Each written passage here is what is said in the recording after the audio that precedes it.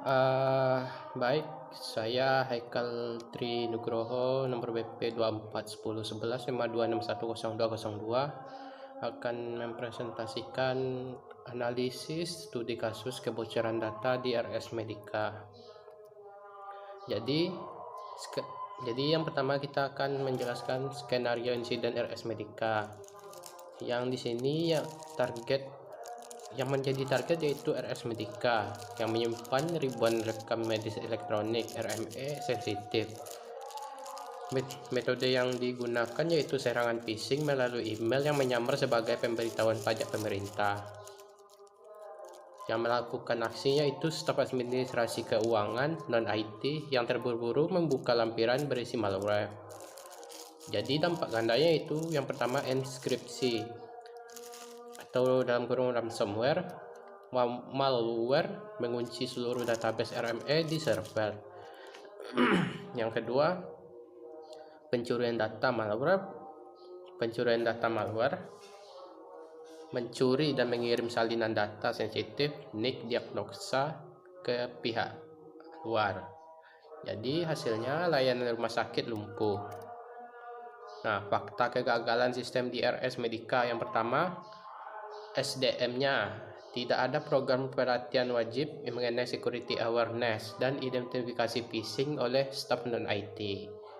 Yang kedua yaitu sistemnya yaitu firewall tidak dikonfigurasi dengan baik untuk mendeteksi malware berbasis email. Nah, yang ketiga itu backup. Prosedur backup data terbukti gagal total karena server backup terhubung ke jaringan utama dan ikut terenkripsi. Nah, sekarang kita lanjut analis keamanan dan kontrol.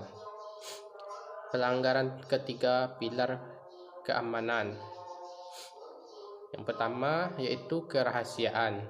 Pelanggarannya yaitu terjadi ketika data sensitif berhasil dicuri dan dikirim di pihak yang tidak berwenang. Kerahasiaan data pasien telah dibobol. Yang kedua, integritas.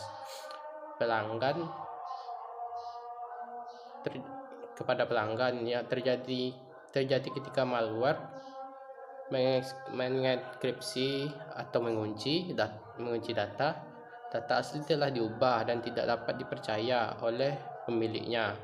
Integritas data hancur.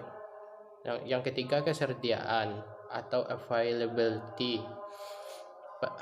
Yang terjadi yaitu pelanggan terjadi ketika data RME yang telah dienkripsi tidak dapat diakses oleh dokter dan perawat.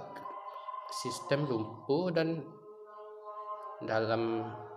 data tidak tersedia saat dibutuhkan oleh layanan kritis. Kita lanjut ke identifikasi ancaman. Yang pertama, ancaman eksternal. Jenis-jenisnya yaitu serangan phishing yang dikirim oleh aktor penjahat atau si penjahat. Yang kedua, muatannya yaitu berisi malware. Malware ini yaitu kombinasi ransomware untuk mengenkripsi spyware, trojan untuk pengiriman data. Yang kedua, ancaman internal. Jenisnya yaitu kelalaian manusia atau ancaman internal yang tidak disengaja. Aksinya yaitu staf yang tidak terlatih membuka lampiran berbahaya yang secara efektif membukakan pintu bagi ancaman eksternal.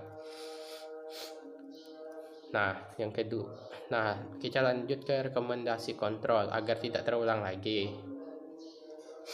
Berdasarkan fakta, kegagalan berikut adalah 3 kontrol yang harus segera diimplementasikan. Yang pertama, kontrol administratif.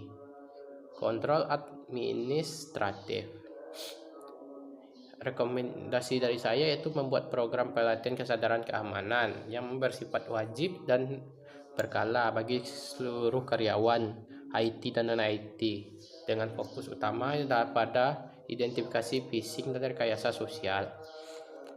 Yang kedua yaitu kontrol teknis. Rekomendasi dari saya yaitu menerapkan strategi backup 3-2-1 atau rule of 3-2-1. Penjelasannya itu 3 salinan data di media berbeda dan dengan satu salinan bersifat offline. Kegagalan RS Medica adalah backup yang online dan dengan satu salinan offline terputus dari jaringan isinya. Yang ketiga itu kontrol fisik. Rekomendasi dari saya yaitu menerapkan segmentasi jaringan. Penjelasannya yaitu memisahkan jaringan staf administrasi keuangan dari jaringan server RS. Jika staf keuangan terinfeksi malware, maka malware tidak dapat menjangkau jaringan RME. Analisis etika. Isu serius hak dan kewajiban, pelanggaran hak privasi pasien. Yang pertama itu data rekam medis. Yang kedua, pasien menyerahkan data tersebut kepada RS Medica dengan keyakinan bahwa data itu akan dijaga kerahasiaan.